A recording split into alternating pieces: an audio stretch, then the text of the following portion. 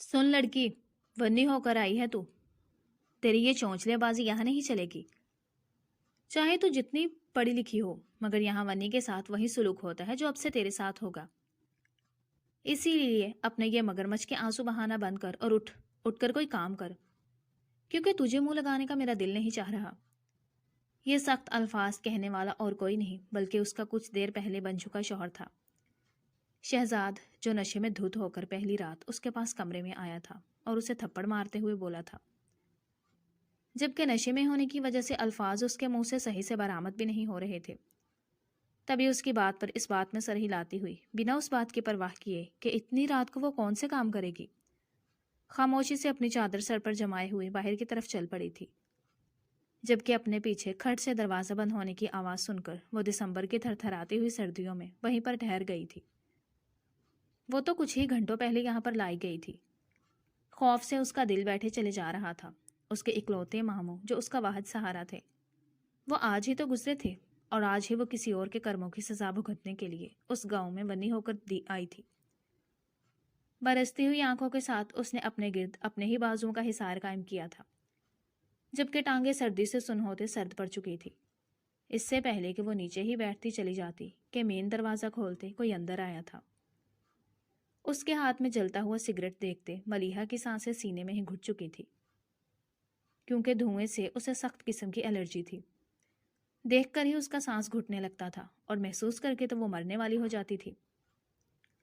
अपने सर पर चादर सही से जमाते हुए वो अपने चेहरे को चादर में छुपा चुकी थी, जबकि सामने से चलकर आते हुए शहरोज खाकवानी को देखते हुए उसकी सांसें सीने में रुक चुकी थी। यहाँ क्या कर रही हो लड़की? सख्त और संजीदा लहजे में पूछता हुआ शहरोज खाकवानियों से कपकपाने पर मजबूर कर गया था, जबकि कपकपाते हुए वजूद के साथ वो अपने अंदर कुछ भी बोलने की हिम्मत नहीं कर पा रही थी। खामोशी से दरवाजे की तरफ इशारा करते हुए वो कुछ भी बोलने से कासिर रही थी, जबकि उसकी बात को समझते हुए शहरोज खाकवानी एक सर्द कटीली नज़र दरवाजे पर डाल चुका था। जिस कदर वह गुस्से वाला और संजीदा मिजाज मशहूर था, कोई बात नहीं थी कि वह दरवाज़ा तोड़ते हुए अपने भाई को झंझोड़ कर उससे पूछता कि उसकी बीवी रात के इस पहर कमरे से बाहर क्या कर रही है। मगर उसको इस लड़की से क्या? वो चाहे सारी रात दरवाजे से बाहर रहे या फिर घर से बाहर, उसको इससे क्या मतलब? इस लड़की के भाई ने उसका भाई उससे छीना था। उस लड़की को तो जिस कदर तकलीफ मिलती उसके लिए तो उतना ही अच्छा था, मगर वो फिर उस लड़की के लिए क्यों खुद को नरम पड़ता हुआ महसूस कर रहा था? बिना दूसरी नज़र उस लड़की पर डाले वो आगे अपने कमरे की जानिब बढ़ गया था, जबकि मलीहा ने अपनी रुकती हुई सांसों को फिर से चलता हुआ पाया था। इस घर में मौजूद हर एक इंसान अपने आप में ही एक पहेली था, चाहे वो बिस्तर पर पड़ा हुआ महरोज खाकवानी हो या फिर उसका शौहर शहजाद खाकवानी, जबकि उसका देवर शहरोज खाकवानी तो सांसें बंद कर देने का बायस बनता था। उसके वजूद से उठती हुई सिगरेट और अजीब सी हल्की महक उसे सांस रोक लेने पर मजबूर करती थी। उसे वहां खड़े हुए 10 मिनट ही हुए होंगे कि उस घर में काम करती हुई वाहिद औरत मुलाजमा चलकर आती हुई दिखाई दी थी। वो तकरीबन 40 से जायद उम्र की थी और वो उसका नौजवान 12 बरस का बेटा यहाँ उस घर में काम करते थे। ये वहाँ के अमीर घरानों में से एक घराना था। बीबी जी, आप अंदर चलकर मेरे कमरे में सो जाएं, मैं जाहिद के साथ उसके कमरे में सो जाऊंगी। आंखें मसलकर कहती हुई वो उधेड़ उम्र औरत अभी अभी नींद से जागी हुई लग रही थी, जबकि मलीहा ने उसकी बात पर उसे मशकूर नज़रों से देखते हुए उसके कमरे की जानिब अपने कदम बढ़ाए थे, क्योंकि सर्दी से खड़े खड़े वो अब जमने के करीब थी। उसके कमरे में दाखिल होते हुए वो नीचे पड़े बिस्तर पर दराज हो चुकी थी, सुमेरा अम्मा की वो सीधा सी रजाई अपने ऊपर डालते हुए। वो पहले से काफ़ी राहत महसूस कर रही थी, जबकि कुछ ही पलों में वो नींद की वादियों में खोते हुए अपने होशो हवास से बेगाना हो चुकी थी। एक नज़र मलीहा पर डालते हुए अम्मा सुमेरा वहां से निकलती हुई बाहर की जानिब बढ़ी थी, जबकि जाहिद के कमरे की बजाय वह दूसरी राहदारी में मौजूद कोने वाले कमरे की जानिब बढ़ चुकी थी। कमरे पर दस्तक देते हुए दरवाज़ा खुलने पर वो अपना सर झुकाए हुए फ़कत एक पैगाम पहुंचा गई थी, साहिब, बीबी जी मेरे कमरे में सो चुकी हैं। और पैगाम देने के साथ ही वो वहां से पलटते हुए जाहिद के कमरे की जानिब बढ़ गई थी, जबकि शहरोज खाकवानी ने सिगरेट का गहरा कश लगाते हुए धुआं हवा में छोड़ा था। وہ ایک عورت ہے اور اس کا اس طرح مردوں والے گھر میں باہر موجود رہنا اچھی بات نہیں۔ سوچتے ہوئے وہ پلٹنے کے ساتھ واپس اپنے بستر کی جانب بڑھ گیا تھا۔ اسے وہاں آئے ہوئے 1 مہینہ ہو چکا تھا۔ اس کی ہڈیاں درد برداشت کرتے کرتے ٹوٹنے کے قریب تھی۔ جب بھی اسے لگتا کہ وہ اب بکھر جائے گی، خاموشی سے کچھ راحت دینے والا اس کے لیے منتظر ہوتا۔ دن بھر ان سب کے کام کرتے ہوئے وہ اپنے شوہر سے کافی دفعہ مار کھا لیتی تھی۔ دن میں 2-3 تھپڑ پڑنا تو اس کے لیے عام سی بات ہو گئی تھی۔ صبح، دوپہر اور پھر شام کا کھانا بنانا، پورے گھر کی صفائی سے لے کر ہفتہ وار کپڑے دھونا اور بھی روزمرہ کے تمام کام کرتے ہوئے جب وہ رات کو تھک کر اپنے کمرے کی جانب بڑھتی تھی تو شراب کے نشے میں دھت اس کا شوہر اسے کمرے سے باہر نکال دیتا تھا، اور وہ بیچارگی سے سمیرا اماں کے کمرے کی جانب بڑھتے ہوئے وہاں خاموشی سے اپنی رات گزار کر صبح پھر سے اپنے کاموں میں مصروف ہو جاتی تھی۔ زندگی اس کے لیے مشکل تر ہو چکی تھی۔ اسے اپنے مرے ہوئے ماں باپ یاد آتے تھے۔ اگر جو وہ اس کے پاس موجود ہوتے تو اس کے ساتھ یہ سب کچھ نہ ہوتا جو اب اس کے ساتھ ہو رہا تھا۔ اگر جو اس کے ماموں زندہ رہتے تو اس کی ممانی میں یہ ہمت نہ آتی کہ وہ اپنے بیٹے کے کیے کی سزا اس کی زندگی سے چکاتی۔ مگر یہ اگر ہی تو سارے فساد کی جڑ تھی، اس کی زندگی کو عذاب یہی اگر ہی تو بناتی تھی۔ درد سے کراہتے ہوئے اس نے اپنی آنکھیں میچتے ہوئے یہ سوچا تھا، جبکہ سمیرا اماں نے مرہم اس کی کمر پر لگاتے ہوئے بے چین نظروں سے اس کے چہرے کو کھوجا تھا۔ وہ کم عمر لڑکی تھی، تقریباً 20 سال اس کی عمر ہوگی، جبکہ شہزاد 30 برس کا آدمی تھا۔ چھوٹی چھوٹی باتوں پر اس پر ہاتھ اٹھانا اس کے لیے کوئی بڑی بات نہیں تھی، اور آج بیماری کی حالت میں ذرا سی چائے اس کے کپڑوں کو داغدار کیا کر گئی۔ اس نے گرم چائے سے بھرا ہوا کپ اس پر انڈیل دیا تھا، جبکہ وہ پلٹتے ہوئے اپنے چہرے کو تو بچا گئی تھی، مگر کمر برے طریقے سے جھلس چکی تھی، جس پر اب وہ سسکتے ہوئے اماں سمیرا سے مرہم لگوا رہی تھی۔ ماں باپ کے جانے کے بعد زندگی اس پر کبھی بھی مہربان نہیں ہوئی تھی، مگر ماموں کی چھاؤں میں تو وہ راحت محسوس کیا کرتی تھی، مگر اب وہ راحت بھی اس سے چھن چکی تھی۔ زندگی اس پر مہربان تو کبھی بھی نہیں رہی تھی جو اب وہ زندگی سے ایسی توقعات لگا بیٹھتی۔ ماں باپ کے بعد تو ساری دنیا ہی کاٹ کھانے کو دوڑتی ہے، یہ تو اسے پھر بھی اپنے ماموں کے سائے میں کچھ پل خوشی کے نصیب ہو چکے تھے۔ درد سے کراہتے ہوئے اس نے سوچا تھا، نئے سال کی آمد تھی، کچھ ہی دنوں بعد نیا سال شروع ہونے والا تھا، اور وہ اس تھر تھراتے ہوئی سردی میں اپنے گھر کے باہر مین دروازے پر بیٹھی ہوئی اپنے گرد بازو کا حصار قائم کیے ہوئے خود کو سردی سے بچانے کی بھرپور کوشش کر رہی تھی۔ مگر اس کا نازک سا وجود آخر کتنی دیر سردی کے آگے ٹک پاتا۔ سردی سے وہ نیلی پڑ چکی تھی۔ جب سامنے سے کوئی سایہ چل کر آتا ہوا دیکھ کر وہ خود میں ہمت پاتے ہوئے اٹھ کھڑی ہوئی تھی۔ اپنے وجود کو چادر میں چھپاتے ہوئے اس نے اپنا سر جھکایا تھا، جبکہ اس لڑکی کو پھر سے باہر کھڑا ہوا دیکھ کر شہروز خاکوانی نے اپنی مٹھیاں سختی سے بھینچی تھی۔ بنا اس پر دوسری نظر ڈالے ہوئے وہ آگے بڑھتے اپنے گھر کا دروازہ کھول چکا تھا، جبکہ دروازہ کھول کر وہ کچھ دیر وہیں پر ٹھہرا رہا تھا۔ یہ اس بات کا صاف اشارہ تھا کہ وہ اندر آ جائے، جبکہ ملیحہ نے ایک نظر شہروز خاکوانی پر ڈالتے ہوئے اپنے قدم اندر کی طرف بڑھائے تھے، مگر دل ہی دل میں وہ خوفزدہ ہوتے ہوئے اپنے شوہر کے کمرے پر دوسری نظر ڈال چکی تھی۔ خوف سے اس کا سفید پڑتا ہوا چہرہ شہروز سے چھپا نہیں رہا تھا۔ کیا ہوا ہے؟ سرد اور سنجیدہ الفاظ میں پوچھتا ہوا وہ اسے گھبرانے پر مجبور کر گیا تھا۔ تبھی ہاتھوں کی انگلیاں مسلتے ہوئے اس نے بہت مشکل سے شہروز کی جانب سر اٹھا کر دیکھا تھا۔ انہوں نے مجھے کمرے سے نکال دیا۔ انہوں نے کہا کہ میرا چہرہ منحوس ہے اور میرے چہرے کو دیکھ کر ان کا دل خراب ہوتا ہے۔ جبکہ اپنے سر کو اٹھائے ہوئے وہ ہلکی آواز میں منمناتے ہوئے اس سے بولی تھی، جبکہ شہروز خاکوانی نے ایک بیزاریت بھری نظر اس لڑکی کی طرف ڈالتے ہوئے اسے اماں سمیرا کے کمرے کی طرف اشارہ کیا تھا۔ اس کا بھائی تو دماغ سے پیدل تھا، مگر اس میں دماغ ابھی تک موجود تھا۔ گاؤں میں چلتی ہوئی دشمنی کے باعث اپنی ہی عورت کو گھر سے باہر نکال دینا کہیں کی بھی عقل مندی نہیں تھی۔ جبکہ ملیحہ نے خاموشی سے اپنے قدم اماں سمیرا کے کمرے کی طرف بڑھائے تھے۔ سگریٹ کے گہرے کش بھرتے ہوئے شہروز خاکوانی نے ملیحہ کے ننگے پاؤں کی طرف دیکھا تھا، جو سردی سے سرخ پڑتے ہوئے دلکش نظارہ پیش کر رہے تھے۔ ایک گہرا سانس فضا میں خارج کرتے ہوئے وہ اپنے کمرے کی جانب بڑھ گیا تھا۔ صبح ایک اور قیامت اس کی منتظر کھڑی تھی۔ جب صحن میں اس کے شوہر کی لاش لا کر رکھی گئی تھی۔ آس پاس کے لوگ چارپائی کے پاس بیٹھتے ہوئے گریہ ازاری کر رہے تھے، مگر اس کی آنکھوں سے تو آنسو کا ایک قطرہ بھی نہیں گرا تھا۔ وہ بس پتھرائی ہوئی آنکھوں سے اپنے اس شوہر کو دیکھ رہی تھی جس نے شوہر ہونے کا ایک بھی فرض ادا نہیں کیا تھا، بلکہ اس کے زخموں پر نمک ہی رکھا تھا۔ اس کے لیے دل میں کوئی بھی جذبہ ابھرتے ہوئے وہ محسوس نہ کر پا رہی تھی۔ کافی دیر اس نے اپنے وجود کو ٹٹولا تھا کہ سامنے پڑے انسان کی لاش کے لیے وہ کون سا جذبہ محسوس کرتی ہے، مگر وہاں کوئی بھی جذبہ موجود نہ تھا، نہ محبت کا، نہ نفرت کا، اور نہ ہی کسی اور طرح کا جذبہ۔ سامنے پڑے وجود کے لیے اس کا دل بالکل خالی تھا، بالکل اس کی ویران آنکھوں کی طرح۔ سننے میں آ رہا تھا کہ نشے میں دھدھ ہو کر شہزاد نے چودھری کے بیٹے سے پنگا لیا تھا۔ ہاتھا پائی ہونے کے دوران بندوق سے گولی چل گئی تھی اور شہزاد وہیں پر قتل ہو چکا تھا، جبکہ خون بہا کے بدلے میں وہ لوگ کچھ مانگ بھی نہیں سکتے تھے کیونکہ سامنے والے ان سے زیادہ ہی طاقتور تھے۔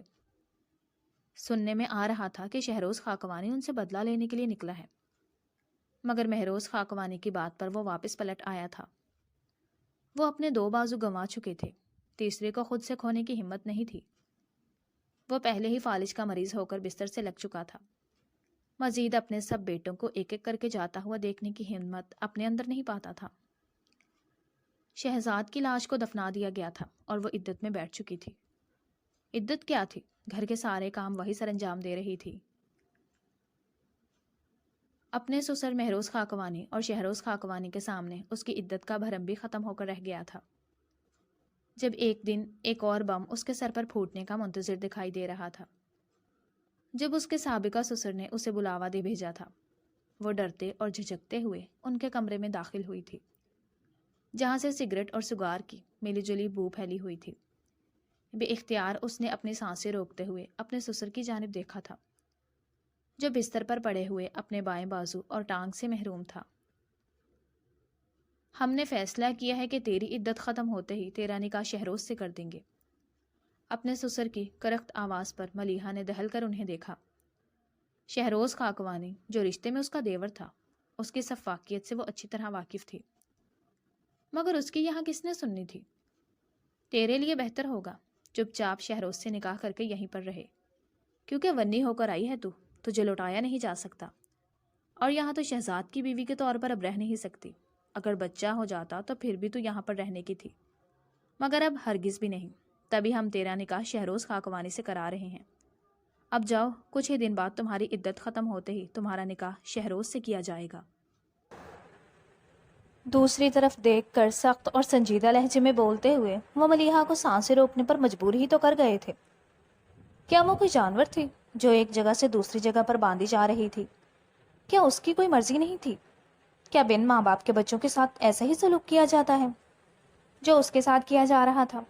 مگر وہ یہ سب کچھ بھینچی ہوئی مٹھیوں اور سرخ پڑتی آنکھوں کے ساتھ سوچ کر رہ گئی تھی، جبکہ قدموں نے بے ساختہ حرکت کرتے ہوئے اس دم گھوٹتے ہوئے کمرے سے جان چھڑانی چاہی تھی۔ باہر نکل کر گہرے گہرے سانس لیتی ہوئی وہ اپنی کیفیت پر قابو پانے کی کوشش کر رہی تھی، جو کچھ دیر پہلے اپنے سابقہ سسر کی باتوں پر محسوس کر رہی تھی۔ شہروز خاکوانی ایک نہایت ہی ظالم اور سنگدل انسان تھا۔ اس کی سنگدلی کے قصے یہاں ہر کسی کی زبان پر خاص و عام تھے۔ بندے مروا دینا اس کے لیے بائیں ہاتھ کا کھیل تھا۔ اس کے اندر ہر ایک برائی پائی جاتی تھی سوائے عورتوں کے۔ ابھی تک کسی نے بھی شہروز خاکوانی کو عورتوں کی محفل میں بیٹھے ہوئے نہیں پایا تھا، مگر اسے اس بات سے کیا فرق پڑتا تھا؟ اسے بس کسی بھی حال میں شہروز خاکوانی سے شادی نہیں کرنی تھی۔ اسے ایک دلدل سے نکل کر دوسرے دلدل میں نہیں پھنسنا تھا۔ تبھی وہ ہر ایک بات سے نظریں چراتے ہوئے وہاں سے نکلنے کا منصوبہ بنا چکی تھی۔ رات کے پہر جب ہر کوئی سو چکا تھا، خاموشی سے اپنے کمرے سے باہر نکلتے ہوئے وہ اپنے 2 جوڑے جو وہ پہنے رکھتی تھی ساتھ لیے ہوئے چھت کی جانب جاتی ہوئی سیڑھیوں کی جانب بڑھ گئی تھی۔ چھت سے نیچے کی طرف دیکھتے ہوئے اس کا سر چکرا کر رہ گیا تھا، مگر اسے یہ ہمت آج کرنی ہی تھی، آج نہیں تو پھر کبھی بھی نہیں۔ کچھ ہی دنوں بعد اس کی عدت مکمل ہونے والی تھی۔ اگر اس کی عدت مکمل ہو گئی تو یہ لوگ لازمی اس کا نکاح شہروز خاکوانی سے کرا دیتے، جو وہ نہیں کرنا چاہتی تھی۔ تبھی بچ نکلنے کے لیے اس نے بھاگنے کا راستہ چنا تھا، اس لیے ایک رات چپ چاپ گھر سے بھاگنے کا پلان بنا لیا۔ چھت پھلانگنے کی جدوجہد کر رہی تھی کہ پیر پھسلا۔ کسی نے بروقت سہارا دے کر اسے اوندے منہ گرنے سے بچا لیا تھا۔ اچھا، تو بھاگنے کی تیاری ہو رہی ہے؟ شہروز کی سرد آواز پر ملیحہ کا کلیجہ منہ کو آیا۔ شہروز کی ظالمانہ گرفت میں اس کی کلائی ٹوٹنے والی ہو چکی تھی، مگر آواز تھی کہ گلے میں دم ہی توڑ چکی تھی، جبکہ شہروز خاکوانی کی سرد نظریں اسے اپنے اندر تک اترتی ہوئی محسوس ہو رہی تھی۔ اس کا سانس سینے میں ہی اٹک چکا تھا اور وہ اس انتظار میں تھی کہ کب اس کا دم نکلے۔ نہیں، ہم کیوں بھاگیں گے؟ ہم نہیں بھاگ رہے تھے، سنجیدہ اور کپکپاتے لہجے میں کہتی ہوئی وہ اسے مسکرانے پر مجبور کر گئی تھی، مگر وہ بھی شہروز خاکوانی تھا، اس قدر آسانی سے مسکرانا اس کی فطرت بھی نہیں تھی۔ تو تم یہاں رات کے اس پہر گلی ڈنڈا کھیلنے کے لیے آئی ہو؟ چپتے ہوئی نظروں سے ملیحہ کو دیکھتے ہوئے اس نے اس سے پوچھا تھا، جبکہ وہ حیران اور پھٹی پھٹی نظروں سے شہروز خاکوانی کو دیکھ کر رہ گئی تھی۔ یہ گلی ڈنڈا کیا ہوتا ہے؟ معصومیت سے اپنی آنکھیں اٹھا کر اسے دیکھتی ہوئی وہ اس سے بولی تھی، جبکہ وہ تو ملیحہ کی بڑی بڑی خوبصورت آنکھوں میں کھو کر رہ گیا تھا، مگر پھر اس کی سختی دوبارہ سے آنکھوں میں لوٹ آئی تھی۔ بازو سے پکڑ کر سخت گرفت میں لیتے ہوئے وہ اسے لے کر پھر سے اندر کی جانب بڑھ گیا تھا، جبکہ ملیحہ نے اس کے قدم سے قدم ملانے کی کوشش کرتے ہوئے تقریباً بھاگتے ہوئے اس کے ساتھ اندر داخل ہو رہی تھی۔ اگر تم یہاں سے ہلی تو میں تمہاری ٹانگیں توڑ کر کتوں کے آگے ڈال دوں گا، اس لیے یہیں پر رہو، اور خبردار یہاں سے بھاگنے کی کوشش بھی کی تو ابھی تم شہروز خاکوانی کو جانتی نہیں ہو۔ میں ایک بار جو بولتا ہوں وہ میں لازمی کر کے دکھاتا ہوں۔ غصے سے دھاڑتے ہوئے وہ اسے لا کر شہزاد کے کمرے میں پھینک چکا تھا۔ جب سے شہزاد گیا تھا اس کا ٹھکانہ وہی کمرہ بن چکا تھا۔ وہ شخص زندہ رہتے ہوئے اسے کوئی سکھ نہیں پہنچا سکا تھا، اس کے مرنے کے بعد یہ سکھ تو اسے مل ہو چکا تھا کہ وہ پرسکون ہو کر اس کے کمرے میں سو سکتی تھی۔ اسے اماں سمیرہ کے سامنے پریشان ہونے کی ضرورت نہیں تھی، اور نہ ہی اپنی بے بسی کا رونا ان کے سامنے رونے کی ضرورت تھی۔ خاموشی سے گہری سانس بھرتے ہوئے کپکپاتی ہوئی ٹانگوں سے آگے بڑھتے بستر پر بیٹھ چکی تھی، جبکہ شہروز خاکوانی تپتی ہوئی نظروں سے اسے سامنے بستر پر بیٹھا ہوا دیکھ کر واپس پلٹ چکا تھا۔ جبکہ اسے واپس پلٹتے ہوئے دیکھ کر ملیحہ نے گہری سانس بھرتے ہوئے دروازے کی طرف دیکھا تھا۔ اسے معلوم ہی نہیں لگا تھا کہ کب وہ اپنی سانسیں روک چکی تھی۔ شہروز خاکوانی کی موجودگی میں اسے سانس لینا بھی مشکل لگتا تھا۔ اس کے وجود سے آنے والی ہلکی ہلکی سگریٹ اور کچی مٹی کی خوشبو اسے اپنی سانس روکنے پر مجبور کر دیتی تھی۔ شہروز، ہم نے تمہارا نکاح اس لڑکی سے کرنے کا فیصلہ کیا ہے۔ تم جانتے ہو، پہلی بات تو یہ کہ وہ ونی ہو کر آئی ہے، اور دوسری بات کہ وہ تمہارے مرحوم بھائی کی بیوہ ہے۔ ہم اسے جانے نہیں دے سکتے، تو بہتر ہوگا تم اس کے ساتھ نکاح کر لو تاکہ وہ یہیں پر رہے۔ سنجیدہ لہجے میں مہروز خاکوانی اسے بتاتے ہوئے بولے تھے، جبکہ شہروز خاکوانی نے اپنی مٹھیاں بھیج کر ان کی بات کو سنا تھا۔ کہہ تو بالکل درست رہے تھے، مگر وہ ایسے ہی کسی سے نکاح کیسے کر سکتا تھا؟ بابا سائن، ہم کسی اور کو پسند کرتے ہیں، ہم اس لڑکی سے نکاح نہیں کرنا چاہتے۔ اگر مسئلہ ہمارا ہے تو ہم دوسرے گھر میں رہیں گے اور آپ سے ملنے کے لیے روز آتے رہیں گے۔ باقی وہ لڑکی یہاں پر ہمارے بھائی کے نام پر بیوہ کے طور پر رہ سکتی ہے، آپ کو اسے بھیجنا بھی نہیں پڑے گا۔ سنجیدگی سے چبا چبا کر کہتے ہوئے شہروز خاکوانی نے زندگی میں پہلی بار اپنی باپ کی بات سے اختلاف کیا تھا، جبکہ مہروز خاکوانی نے حیرت بھری نظروں سے شہروز کی طرف دیکھا تھا، جس نے آج تک ان کے سامنے زبان نہیں کھولی تھی۔ وہ چاہے جتنا غصے والا اور سرد دل انسان مشہور تھا، مگر ان کے سامنے وہ ہمیشہ سر جھکائے رکھتا تھا۔ تو پھر آج اس طرح ان کی بات سے اختلاف اٹھانے کا مقصد انہیں سمجھ نہیں آیا تھا، مگر کچھ خاموشی سے سوچتے ہوئے وہ ایک بار پھر شہروز خاکوانی سے گویا ہوئے تھے۔ ٹھیک ہے، تم دوسری شادی جس لڑکی سے مرضی کر لو، مگر تمہیں ہماری یہ بات ماننی ہوگی، تمہیں اس لڑکی سے نکاح کرنا ہوگا، کیونکہ ہم تمہیں خود سے جدا نہیں کر سکتے۔ 2 بیٹے ہمارے پہلے ہی چلے گئے ہیں، اور تم جانتے ہو چودھریوں سے پنگا لینے کی صورت میں وہ تمہیں ہر جگہ ڈھونڈتے پھر رہے ہیں۔ ہم نہیں چاہتے تم ہماری آنکھوں سے اوجھل ہو، تم بھی اپنے دونوں بھائیوں کی طرح ہمیں تنہا چھوڑ کر چلے جاؤ۔ سنجیدہ لہجے میں شہروز سے بولتے ہوئے وہ اسے دیکھے گئے تھے، جس کے چہرے پر سرد پن نمایاں تھا، جبکہ مہروز خاکوانی کی بات پر وہ گہرا سانس بھر کر رہ گیا تھا۔ وہ جانتا تھا اس کے بابا ایسا ہی کچھ کہنے والے ہیں، تبھی خاموشی سے اس بات میں سر ہلاتے ہوئے وہ وہاں سے اٹھ کر باہر کی جانب بڑھ گیا تھا۔ جبکہ مہروز خاکوانی نے گہری پرسوچ نگاہوں سے شہروز خاکوانی کو دیکھتے ہوئے کچھ سوچا تھا، اور پھر اس نے جتنا اس صورتحال سے بچنے کی کوشش کی تھی، مگر اس کی عدت ختم ہو ہی چکی تھی۔ اس کا دل زوروں سے دھڑکتے ہوئے بس اپنے بند ہونے کا تمنائی تھا۔ مگر یہ سانسیں بھی تو اتنی آسانی سے کہاں رکا کرتی ہیں؟ اس کے ماں باپ چلے گئے تھے، اس کا ماموں اسے چھوڑ کر چلا گیا تھا، دنیا میں راحت کا کوئی ایک بھی ذریعہ موجود نہیں تھا، مگر اس کی سانسیں ابھی تک چل رہی تھی اور نہ جانے کتنا عرصہ ابھی اور چلنی تھی۔ خاموشی سے سر جھکا کر ان کے تمام کام کرتے ہوئے وہ بس دھڑکتے ہوئے دل کے ساتھ اپنے بلاوے کی منتظر تھی، اور آخر کار وہ بلاوا آ چکا تھا۔ خاموشی اور سادگی سے شام کے وقت نکاح کا اہتمام کیا گیا تھا۔ سادے کپڑوں میں سر پر سرخ دوپٹہ اوڑھتے ہوئے وہ شہزاد کی بیوہ سے شہراز خاکوانی کی بیوی بنا دی گئی تھی۔ کپ کپ آتے ہوئے وجود اور دھڑکتی ہوئی دھڑکنوں کے سنگ شہروز خاکوانی کے کمرے میں بیٹھی ہوئی وہ اپنی انگلیاں چٹکا رہی تھی۔ یہاں پر بیٹھی ہوئی تم کیا کر رہی ہو؟ کیا تم میرے منہ سے کسی تعریف کی منتظر ہو؟ اگر ایسا ہے تو یہ خیال اپنے ذہن سے نکال دو، جا کر سو جاؤ۔ کمرے میں داخل ہوتا وہ ایک نظر اس پر ڈالتے ہوئے باتھ روم کی طرف بڑھ گیا تھا، جبکہ اسے اٹھ کر باہر دروازے کی طرف جاتے ہوئے دیکھ کر اپنی بھویں اکٹھی کرتے ہوئے اس نے ملیحہ کو دیکھا تھا۔ اب تم کہاں جا رہی ہو؟ سنجیدہ اور سرد سے لہجے میں پوچھتے ہوئے وہ اسے کپ کپانے پر مجبور کر گیا تھا، جبکہ وہ حیرت سے پلٹتے ہوئے شہروز کو دیکھے گئی تھی۔ میں سونے کے لیے جا رہی ہوں، سر جھکا کر دھیمی آواز میں کہتے ہوئے وہ اسے گھورنے پر مجبور کر گئی تھی۔ اس نے بھویں اکٹھی کرتے ہوئے ملیحہ کو یوں دیکھا تھا جیسے اس کا دماغ چل گیا ہو۔ سونے کے لیے جانا ہے تو باہر کہاں جا رہی ہو؟ بستر تو اس طرف ہے، عجیب سے لہجے میں کہتے ہوئے وہ بستر کی طرف اشارہ کر گیا تھا، جبکہ ملیحہ نے ایک حیران نظر اس پر ڈال کر دوسری نظر بستر پر ڈالی تھی۔ یہ اس کا کمرہ تھا، نفاست سے گہرے رنگوں سے سجا ہوا وہ کمرہ ایک نظر دیکھنے پر کسی نفاست پسند انسان کی نفاست کا اعلیٰ شاہکار لگتا تھا۔ ہر ایک چیز نہایت نفاست اور صاف صفائی سے رکھی گئی تھی کہ دیکھتے ہی آنکھوں کو ٹھنڈک پڑتی سی محسوس ہوتی تھی۔ گہرے بھورے رنگ سے سجائی گئی ہر ایک چیز اور اسی رنگ سے ملتے جلتے 2-3 اور رنگ تھے جو پورے کمرے اور اس کی چیزوں میں موجود تھے۔ وہ بھلا اس کے کمرے میں رہنے کی حقدار کیسے ہو سکتی تھی؟ حیران اور پھٹی پھٹی نظروں سے اپنی آنکھوں کو بستر اور شہروز کی طرف گھماتے ہوئے وہ اسے نہایت ہی عجیب لگ رہی تھی۔ ایسے کیا دیکھ رہی ہو؟ سخت لہجے میں پوچھتے ہوئے وہ اسے کانپنے پر مجبور کر گیا تھا۔ وہ مجھے لگا کہ آپ نے سونا ہوگا، اسی لیے میں اپنے کمرے میں واپس جا رہی تھی، دھیمی الفاظ میں بولتی ہوئی وہ اسے ٹھٹکنے پر مجبور کر گئی تھی۔ کیا تمہاری شادی مجھ سے نہیں ہوئی ہے؟ کیا تم ابھی بھی خود کو شہزاد کی بیوہ تصور کر رہی ہو؟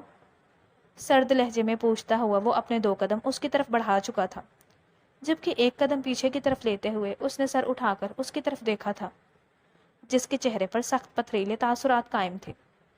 میرے کہنے کا وہ مطلب نہیں تھا، مجھے لگا میری اوقات نہیں کہ میں آپ لوگوں کے کمرے کی زینت بن سکوں، دھیمی آواز میں کہتی ہوئی وہ اسے کشمکش کا شکار کر چکی تھی۔ تمہارے کہنے کا مطلب کیا ہے؟ لہجہ قدرے بہتر ہوا تھا مگر ابھی بھی سنجیدگی اور سختی برقرار تھی، جبکہ وہ شہروز خاکوانی کی بات پر نفی میں سر ہلاتے ہوئے چپ چاپ بستر پر بیٹھ چکی تھی۔ ایک نظر اس کا جائزہ لیتے ہوئے اس نے اپنی مٹھیاں زور سے بھینچی تھی۔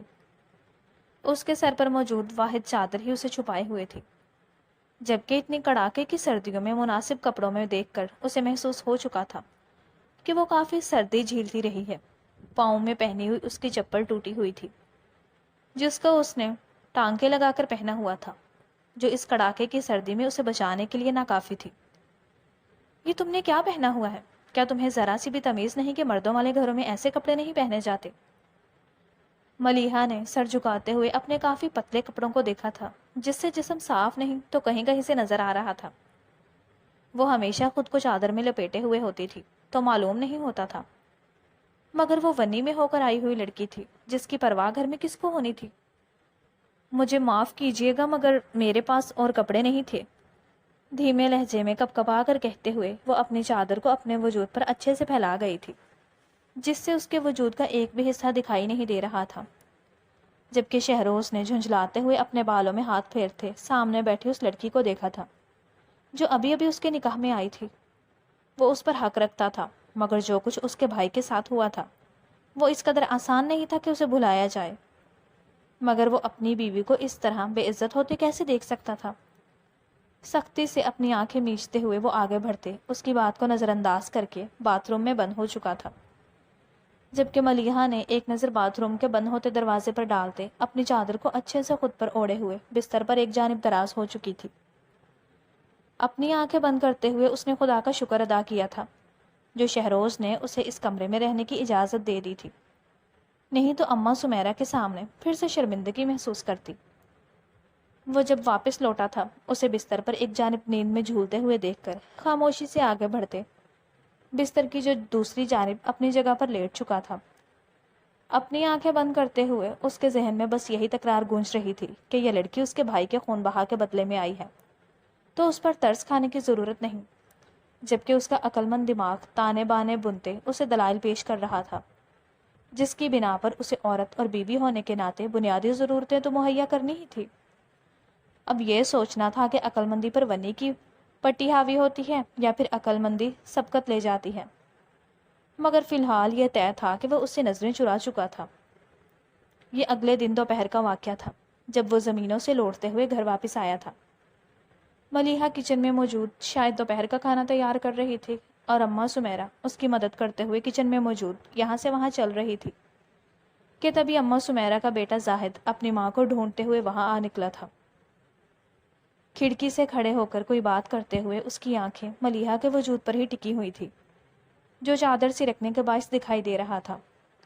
وہ بے شک 12 سال کا لڑکا تھا مگر دورے بلوغت کی سیڑھی پر چڑھ چکا تھا، اور یوں ایک بچے کو ہی صحیح مگر اپنی بیوی پر آنکھیں ٹکاتے ہوئے دیکھ شہروز خاکوانی کا خون کھول اٹھا تھا۔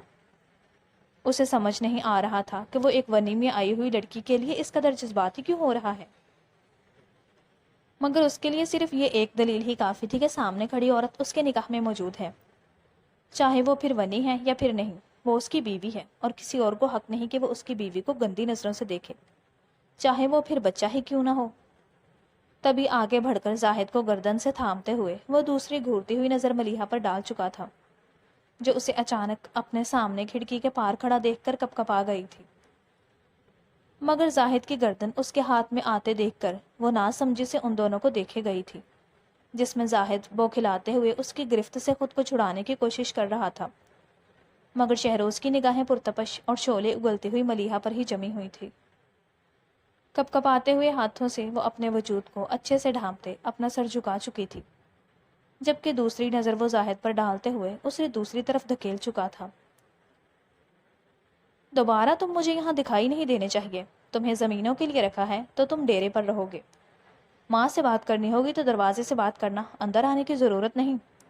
سرد اور سنجیدہ لہجے میں بات کرتے ہوئے وہ زاہد کو گھورتی اور اندر تک اترتی ہوئی نظروں سے دیکھ رہا تھا، جبکہ وہ شرمندہ سا سر جھکائے ہوئے اس کی بات پر اس بات میں سر ہلاتے ہوئے وہاں سے بھاگ نکلا تھا، اور دوسری گہری نظر ملیحہ کے جھکے ہوئے سر پر ڈالتے ہی وہ آگے کی طرف بڑھ گیا تھا جس پر ملیحہ نے کب سے اپنا روکا ہوا سانس پھر سے بحال کیا تھا، مگر اس کی سانسیں سینے میں تب اٹکی تھی جب سامنے والے کے الفاظ اس کے کانوں میں پڑتے ہوئے سنائی دیے تھے۔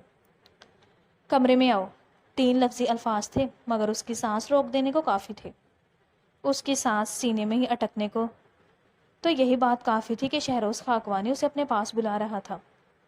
کیا وہ بھی اپنے بھائی شہزاد کی طرح بنا کسی قصور کے پہلے ہی دن اسے مارنے کے لیے بلا رہا ہے؟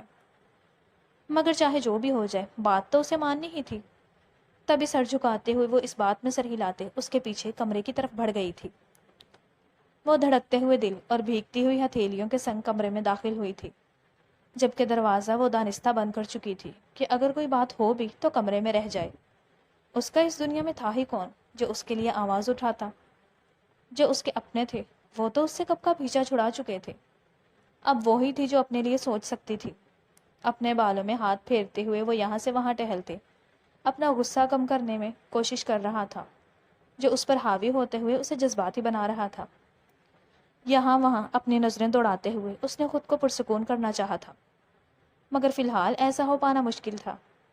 تبھی ملیحہ کے پیچھے موجود ٹیبل پر اپنا تولیہ دیکھتے ہوئے وہ اس کی طرف بڑھتے اپنا ہاتھ بڑھا چکا تھا، جبکہ اپنی آنکھوں کو میچ کر دونوں ہاتھوں کو اپنے چہرے پر رکھتے ہوئے وہ اپنا چہرہ چھپا چکی تھی۔ شہروز خاکوانی نے حیران اور پھٹی پھٹی نظروں سے سامنے کھڑی اپنی بیوی کو دیکھ رہا تھا، جو اس سے ڈر کر اپنا چہرہ اپنے ہاتھوں میں چھپا چکی تھی۔ کیا وہ اسے ایسا کمزور مرد دکھائی دیتا تھا جو اس پر بنا کسی بات کے ہاتھ اٹھاتا یا پھر اس کی بے عزتی کرتا؟ اپنا حلق تر کرتے ہوئے اس نے ہلکے ہاتھوں سے ملیحہ کے چہرے سے اپنے ہاتھ ہٹائے تھے، جبکہ ملیحہ بڑی بڑی آنکھوں سے بس اسے دیکھ کر رہ گئی تھی۔ اپنا سانس روک کر سامنے کھڑے شہروز خاکوانی کو دیکھتے ہوئے اس کا دل زوروں سے دھڑکتے کانوں میں بجتا ہوا محسوس ہو رہا تھا، جبکہ شہروز اس کی بڑی بڑی آنکھوں میں خود کو ڈوبتا ہوا محسوس کر رہا تھا۔ قریب بڑھتے وہ پیچھے سے اپنا تولیہ ہاتھوں میں اٹھاتے ہوئے ایک قدم پیچھے لے چکا تھا، جبکہ ملیحہ نے اپنی پلکوں کو جھپکاتے ہوئے یہاں وہاں دیکھتے اپنے نروسنس کو زائل کرنا چاہا تھا۔ میں ایسا کمزور مرد نہیں ہوں جو عورت پر بلا وجہ ہاتھ اٹھائے۔ تمہیں مجھ سے ڈرنے کی ضرورت نہیں ہے، دھیمے لہجے میں اس پر جتاتے ہوئے وہ اپنے آپ کو باتھ روم میں بند کر چکا تھا، جبکہ ملیحہ فقط اسے دیکھ کر رہ گئی تھی۔ شہزاد بھی تو اس کا ہی بھائی تھا، مگر وہ یہ لو اور اس میں سے کچھ پہن لو، خاموشی سے اسے کچھ بیگ تھماتا ہوا دھیمی آواز میں اسے بولا تھا، جبکہ شہروز خاکوانی کا یہ چہرہ آخر اس نے کب دیکھا تھا جو وہ اس قدر نرمی سے پیش آتا؟ وہ تو باقی سب کی طرح ہی اسے اکھڑ اور سرد مزاج سمجھتی تھی۔ اس سے ڈرنے اور خوف کھانے کی وجہ بھی یہی تھی کیونکہ باقی لوگوں کے درمیان وہ سرد اور ظالم انسان سمجھا جاتا تھا، مگر اس کے ساتھ تو ایسا کچھ بھی نہیں تھا۔ اس سے تو جب بھی ملا تھا نہایت ہی نرمی اور سنجیدگی سے پیش آتا تھا۔ شادی سے پہلے جب وہ اس کی بھابھی تھی تب بھی وہ اس سے سنجیدگی سے پیش آیا تھا، مگر اس پر ظلم کرنے والوں میں وہ ہرگز بھی شامل نہیں تھا۔ اس میں کیا ہے؟ مدھم لہجے میں پوچھتے ہوئے وہ ایک بیگ کھول کر دیکھتے اپنی جگہ پر جم چکی تھی، کیونکہ ان بیگوں میں کپڑے اور کچھ ضرورت کا سامان تھا۔ وہ جب سے یہاں آئی تھی پچھلے گزرے ہوئے 6 مہینوں میں، جس میں سے 2 مہینے وہ شہزاد کی بیوی کے طور پر گزارتے ہوئے اور کچھ وقت عدت اور پھر شہروز کے نکاح میں آنے کے بعد گزارتے ہوئے، یہ اس گھر میں پہلی دفعہ تھا جو کسی نے اسے انسان سمجھتے ہوئے اس کی ضرورتیں پوری کرنے کی کوشش کی تھی۔ نہیں تو اسے اپنے وجود کو ڈھانپنے کے لیے بھی اس گھر کے ملازموں کا سہارا لینا پڑتا تھا۔ اماں سمیرہ سے کوئی بھی چیز مانگتے ہوئے اسے بے انتہا شرم محسوس ہوتی تھی، مگر وہ بے بسی سے اور کچھ بھی نہیں کر سکتی تھی۔ اس کا اس دنیا میں کوئی بھی نہیں تھا جس سے وہ مدد مانگتی یا پھر جس کی طرف وہ لوٹ کر واپس چلی جاتی۔ اور آج پچھلے گزرے ہوئے 6 مہینوں میں پہلی دفعہ اس کے شوہر نے اسے کچھ لا کر دیا تھا۔ حلق تر کرتے ہوئے جو ہی اس نے سر اٹھا کر اپنے شوہر شہروز خاکوانی کی طرف دیکھا تھا، اس کی سانسیں سینے میں ہی تھم چکی تھی، کیونکہ وہ اسے بہت ہی گہری اور پر اسرار نظروں سے تک رہا تھا۔ آخر اس نے ایسی نظریں شہروز کی پہلے کب محسوس کی تھی؟ مگر شاید یہ رشتہ بدلنے کی وجہ سے تھا یا پھر دیکھنے کا نظریہ بدل رہا تھا جو وہ اس پر حق جتانے لگا تھا۔ اسے یاد تھا کہ وہ کس طرح ایک بچے کے دیکھنے پر جذباتی ہو کر اسے گھور رہا تھا، حالانکہ اس میں اس کی کوئی غلطی بھی نہیں تھی۔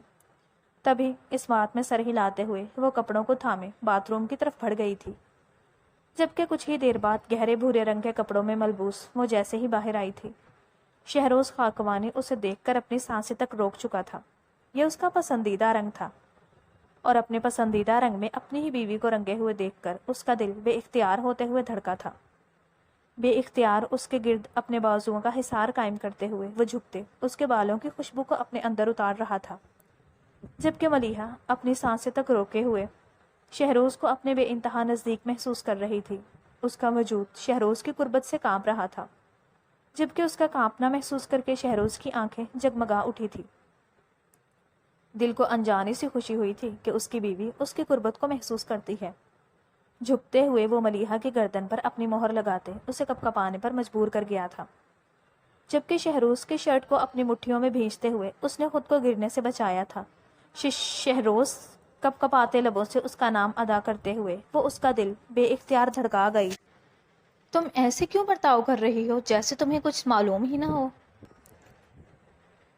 گہرے گمبھیر آواز میں جھک کر اس کے کانوں میں سرگوشی کرتا ہوا وہ اسے کانپنے پر مجبور کر گیا تھا، جبکہ اس کی خاموشی محسوس کر کے ایک جھٹکے سے اپنا سر اٹھاتے وہ ملیحہ کی آنکھوں میں دیکھتے وہ راز پا گیا تھا جو اس کے علاوہ اور کوئی بھی نہیں جانتا تھا۔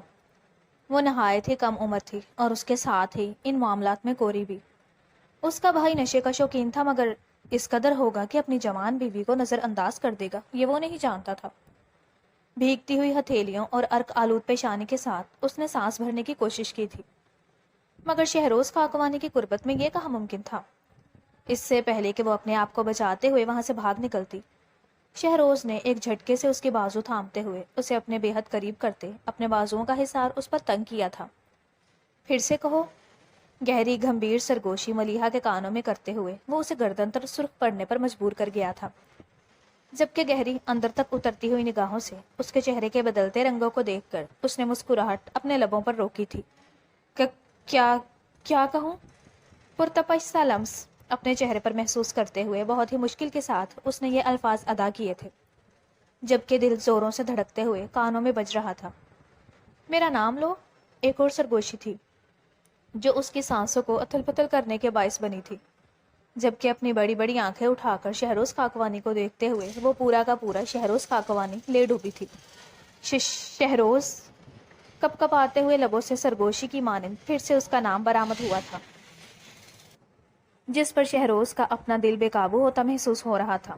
یہ حسینہ اس کے دل کے ساتھ ساتھ پورے وجود کو قابو میں کرنے کی طاقت رکھتی تھی۔ شہروز خاکوانی، جس کو کوئی تسخیر کرنے کی ہمت نہیں کر سکتا تھا، سامنے کھڑی یہ عورت اس کو اپنے جال میں پورا کا پورا پھانس چکی تھی، اور شہروز خاکوانی پورا کا پورا اس کا ہوئے جا رہا تھا۔ ملیحہ کو اپنے بازوؤں کے حصار میں بھرتے ہوئے وہ اس پر چھاتا ہوا اسے بے بس کر چکا تھا، جبکہ اس کی سخت گرفت میں بھی نرمی محسوس کرتے ہوئے وہ اپنے وجود کو اس کے حوالے کر چکی تھی۔ لڑکی، زیادہ پر نکالنے کی ضرورت نہیں ہے، میرا بیٹا صرف تم سے دل بہلا رہا ہے، نہیں تو وہ کسی اور کو پسند کرتا ہے اور اس سے ہی شادی کرے گا۔ مہروز صاحب، جو فالج کے مریض بنے ہوئے بھی بستر پر لیٹے ہوئے تھے، انہیں کہاں اچھا لگ رہا تھا آتے جاتے ہوئے ملیحہ کا مسکراتا ہوا چہرہ دیکھنا۔ وہ جب سے شہروز خاکوانی کی سنگت میں آئی تھی مسکرانے لگی تھی، اس کے چہرے پر رنگ واپس لوٹنے لگے تھے۔ اب اسے جانوروں کی بجائے انسانوں کی طرح ملتے ہوئے سلوک پر اس کی رنگت دمکنے لگی تھی، مگر اس کا یہ دمکنا کسی کی آنکھوں میں کانٹے کی طرح چبھ رہا تھا۔ تبھی ایک دن مہروز صاحب اسے بلاتے ہوئے شیر کی طرح اس پر دھاڑے تھے۔ تبھی ایک دن مہروز صاحب اسے بلاتے ہوئے شیر کی طرح اس پر دھاڑے تھے، جبکہ وہ اپنے ہاتھوں کو خاموشی سے اپنے پیٹ پر باندھے ہوئے اپنا سر جھکائے ان کی باتوں کو سنتے ہوئے اپنے آنسوؤں کو آنکھوں میں قید کیے ہوئی تھی۔ اس میں اس کی کیا غلطی تھی؟ اس نے تو کسی بھی چیز کی چاہ نہیں کی تھی۔ جب سے وہ اس گھر میں آئے تھے وہ تو کچھ چاہنا ہی چھوڑ چکی تھی۔ یہ تو شہروز ہی تھا جو چھوٹی چھوٹی باتوں میں اس کی فکر کرتے ہوئے اسے گلاب کی طرح کھلنے پر مجبور کر چکا تھا۔ 20-21 سال کی وہ لڑکی پھر سے اپنے بچپنے میں لوٹ کر آنے لگی تھی۔ کبھی کبھی اس سے فرمائش کرتی ہوئی وہ مسکرا دیتی تھی، باقی گھر کے کام وہ اسی طرح کرتی تھی، مگر اب اس گھر میں اسے کوئی بھی بے عزت نہیں کرتا تھا، کوئی بھی بلا وجہ اس پر ہاتھ نہیں اٹھاتا تھا، کوئی بھی بلا وجہ اس کے وجود کو داغدار نہیں کرتا تھا۔ اس کے شوہر نے اسے اپنے حصار میں لیتے ہوئے جس قدر نرمی سے اس کے وجود پر مرہم کے پھاہے رکھے تھے، اس کا وجود مندمل ہوتا ہوا اسے مکمل کر گیا تھا، جبکہ شہروز کی نرم گرفت میں اب وہ مسکرانے لگی تھی، خاموشی سے کپکپاتے وجود کے ساتھ کھڑی ہوئی۔ وہ کب سے مہروز صاحب کے غصے کا شکار بن رہی تھی، مگر یہ غصہ تب تک تھا جب تک شہروز اس گھر میں داخل نہیں ہو گیا تھا۔ مین گیٹ سے اندر آتے ہوئے اس نے جو ہی اپنے باپ کی غصے سے دھاڑتی ہوئی آواز سنی تھی، اپنے قدموں کو ان کے کمرے کی طرف بڑھنے سے روک نہیں پایا تھا، جہاں پر اس کی بیوی اپنے ہاتھ باندھے ہوئے ان سے بے عزت ہو رہی تھی۔ سامنے ٹھہرتے ہوئے وہ ملیحہ اور ان کے درمیان ایک اندیکھی دیوار قائم کر گیا تھا۔ بابا سائیں، آپ کو جو کچھ بھی کہنا ہے آپ مجھ سے کہہ سکتے ہیں، ملیحہ سے ایسی بات مت کریں، مجھے برا لگتا ہے۔ خاموش مگر سنجیدہ لہجے میں کہتا ہوا وہ ملیحہ کو حیران اور مہروز صاحب کو جھٹکا دینے کا باعث بنا تھا۔ آخر انہوں نے کب اپنے بیٹے سے اس قدر توقع کی تھی کہ وہ اس لڑکی کے پیچھے پاگل ہو جائے گا؟ شہروز، بھولو مت، یہ لڑکی ونی ہو کر آئی ہے اور تمہارے بھائی کے خون بہا میں آئی ہوئی عورت ہے۔ شہروز خاکوانی کا باپ مہروز خاکوانی غصے سے دھاڑتے ہوئے اس سے بولا تھا، جبکہ وہ ہنوز اپنی نظریں جھکائے ہوئے ایک ہاتھ سے ملیحہ کا ہاتھ تھامتے ہوئے اسے اپنے پیچھے کر چکا تھا، جبکہ جھکی ہوئی نظروں سے اپنے باپ کی جھڑکیاں سنتے ہوئے وہ خاموش کھڑا ہوا تھا، اور جب وہ اپنے دل کی بھڑاس نکال چکے تو اپنا سر اٹھاتے ہوئے وہ مضبوط لہجے میں ان سے بولا تھا، تو بس اتنا۔ جو کچھ بھی ہوا وہ مردوں کی غلطی تھی، مگر پھر بھی مردوں کا بدلہ عورتوں سے لینے والے بزدل انسان ہوتے ہیں بابا سائیں، اور میں بزدل نہیں ہوں۔ میں اپنی عورت کو اس لڑائی میں گھسیٹ کر نہیں لے کر آؤں گا۔ میں وہ پہلا مرد بنوں گا جو ونی میں آئی ہوئی عورت کو عزت دے گا، اور شہروز خاکوانی اس پر عمل کر کر رہے گا۔ مضبوط لہجے میں کہتا ہوا وہ اپنی عورت کا ہاتھ تھامتے وہاں سے نکلتا چلا گیا تھا، جبکہ مہروز خاکوانی نے پھٹی پھٹی آنکھوں سے اپنے بیٹے کا یہ روپ دیکھا تھا۔ ملیحہ کے لبوں پر ایک پرسکون مسکراہٹ تھی۔ زندگی نے اسے ایسے ہمسفر سے نوازا تھا جو اس کی قدر کرنے والا تھا، چاہے مشکلات سے گزر کر ہی صحیح، مگر اب اس کی زندگی پرسکون ہو گئی تھی۔ آپ نے ایسا کیوں کیا؟